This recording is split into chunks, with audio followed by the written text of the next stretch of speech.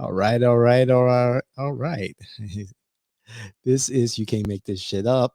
Your host, Joe Hawksley, David Washington. And today on the show, we will look at the Greater Orlando Airport Authority, also known as GOAA, Orlando's airport governing body. And GOAA is planning to break a promise to protect Mud Lake and its surrounding wetlands. Mud Lake is adjacent to the airport.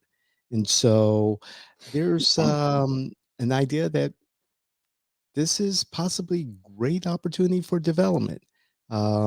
This could be another attempt by local government to renege on a legal preservation pledge in the face of high intensity growth in East Orange and Osceola counties. So, Joel, let's jump in. Well, I want to start out by immediately saying I'm in support of removing the conservation easement on Mud Lake.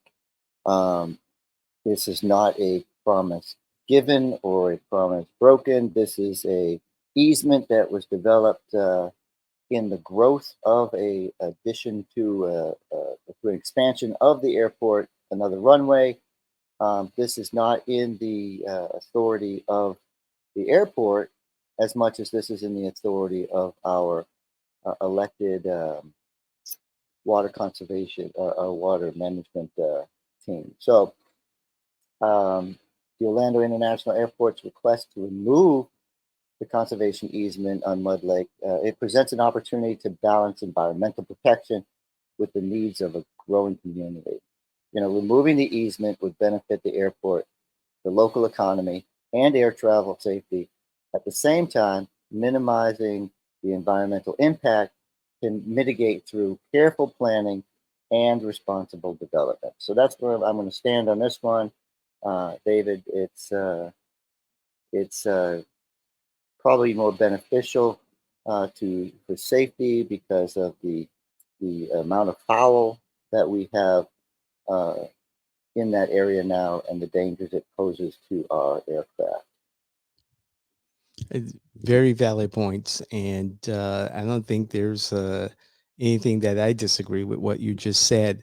What I'm concerned about, and this goes with, good governance, is the fact that we're at a situation again in East Orange where another government entity is reneging on its promise to protect our natural environments. And that's the piece I'm coming from. Again, your point is very valid. However, when is a promise not a promise? And so, if we entrust our elected officials to make decisions based on the guidance of the constituency in the hopes that they're working in the best interest of that constituency, when do we hold them accountable when they decide that, well, we're not going to follow through on what we promised to do? And for GOA to go to the South Florida Water Management District and request this assessment of developing Mud Lake, it feels like another betrayal, like the betrayal to Split Oak Mitigation Forest when the Central Florida Highway Authority is seeking to run a toll road or expressway through the southwestern corner of Split Oak. After again, the elected officials making a promise to keep that mitigation forest free from any type of development forever. That's the hard part to not necessarily understand, but to come to terms with. Okay, but was it a promise? So I agree, but was it a promise that could be kept? If the if we look at federal law says that any land that is not used for airport activities is supposed to be able to economically offset some of the costs. And this is all they're saying is we're at the point right now with the growth that we need to look at these things, because it's not like they're going to be putting in something that's not airport usable. It's not like it's going to. I mean, is it going to be a hangar? Is it going to be a? Is it going to be like rental car facilities, stuff like that? Storage. Right. Well, it's because and we knew what the federal law going in was. Uh, have we really diminished any of the 39 to 40% of our actual county that is protected from development? You're talking about 1/10 of 1% of the 40% of the county that is actually protected, whether state forestry, national parks. You know, it's depending on who you actually look at. The county says it's 35% protected. The nonprofits say when you take the privately owned trusts, and it becomes about 39 to 40%. Yeah, so when you do the research on the county itself, you're talking about 60% of the county is actually occupied and available for development. This is 1/10 of 1% mud lake. Right. And the key word in what you just said is the development. There's no doubt that Central Florida and all of Florida is growing exponentially, and there is no doubt in my mind that there is a plan or the thought of paving over everything from uh, Davenport to Sanford. Just make Orlando one sprawling metropolis, and we're seeing the effects of unsustainable growth and the flooding of our streets when we have a big storm, the flooding of certain neighborhoods like Orlo Vista. And when do we stop? When do we put the brakes on and look at the growth and say, okay, it stops right here? When do we keep our promises and say it stops right here? And Florida being my second home, I love it. I love the open spaces. I love the thought of the preservation of our natural resources here. There's so much development that you can do. And I just hope that uh, when GOAA and the South Florida Water Management District uh, continue these conversations, that they take the preservation of Mud Lake into a greater consideration and mitigate the effects of paving over Mud Lake. It appears that Yeah, on the see, I don't see face it. value that Yeah, this would move forward. yeah, I don't see it. I don't see it as a paving over of Mud Lake. And and enhanced airport safety. Mud Lake's proximity to the runway poses a potential hazard to the aircraft. Removing the easement would allow the airport to implement safety measures like bird control and habitat modification reduction, and reduce the bird strike risk. Okay, it creates economic growth. The freed up land could be used for various airport related development, generating jobs, attracting businesses, and boosting the local economy.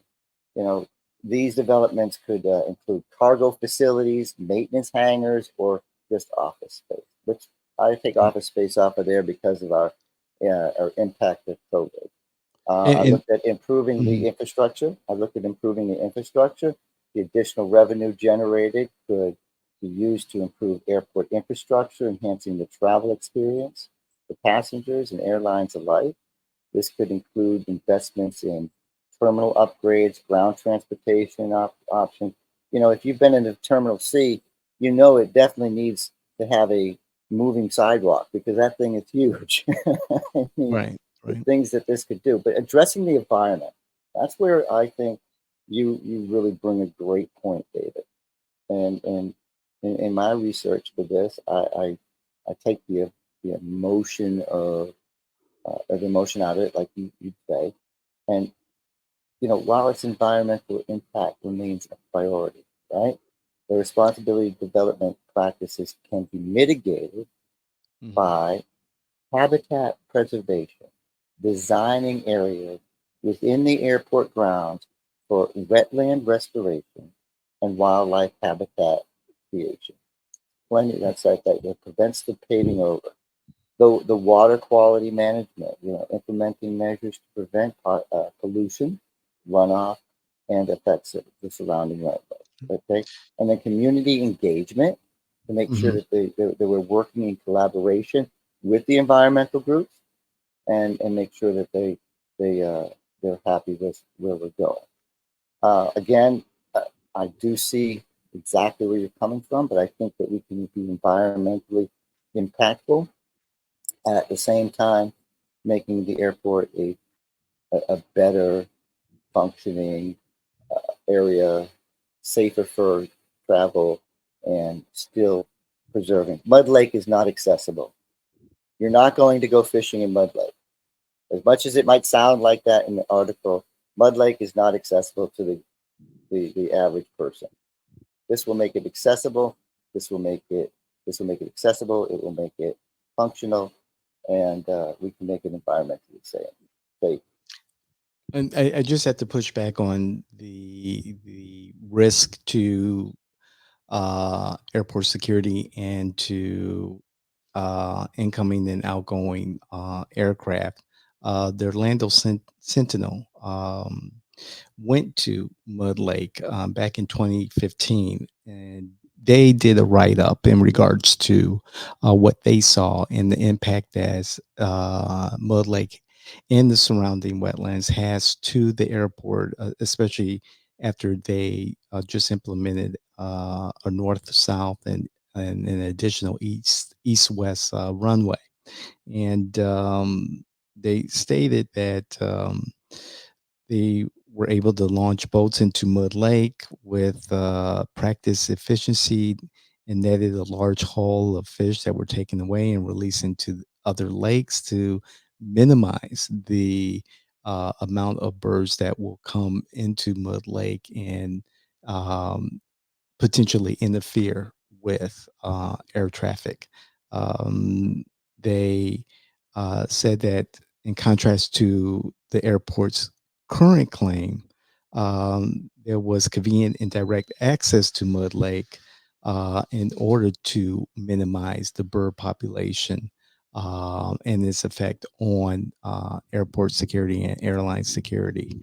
And the Sentinel went with airport personnel to look at this a bit closer. It'd be great to see another um, a study like this or another excursion by the Sentinel or any other media authority. Or even us, let's all do a field trip to not only the new Terminal C but also to Mud Lake, and see and see if the mitigation efforts to reduce the bird population um, is successful. And is it a burden to GOA and to the city of Orlando? However, there's an argument for both. I do think that they'll move forward with the effort to develop uh, the area because the growth is there and is continuing. Yeah, so very interesting points. And so if you just wanted to look at bird strikes, right? Because that's where most people go to. Thankfully they're rare. You know, Right. the the Right. the, the, the despite the vast number of flights taking place daily, only around 13,000 bird strikes occur annually in the United States alone, and that translates to roughly one strike for every 11,600 flights an hour. So, but the bad news, well, uncommon bird strikes can have serious consequences. Between 1988 and 2021, over 300 people were killed and nearly 300 planes were destroyed due to wildlife strikes, bird strikes.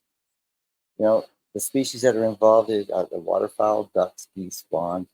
They're responsible for about 31% of the reported bird strikes, and that follows by gulls to 26%. Now, if you had plenty of eagles and hawks, we'd be really safe because it's only 18% of those the raptors creating the strikes. But yeah, so when you look at when you look at it as a bird strike thing, I don't think that's alone where we have to look. I think we need to look at the fact that yes, you may be able to put your boat out there, you may be able to go fishing out there, but you can't access it right now. They had the way they had to get to it was not. It was okay, great. The Orlando Sentinel can get there, but can you get there? Right, the way Right, it's right, right. designed right Yeah, now. for obvious So security reasons. yeah, the reason they could get out there is because they went with the people that run the airport because that's the Right. only way you can get there. So um, Exactly. I think I think we both see the same thing. You know, in the fact that Mud Lake's important. Mhm. I just want it to be accessible. I want it to be I want it to be safe for air travel. I want to see economic growth out towards the airport. Um, I want to see affordable housing.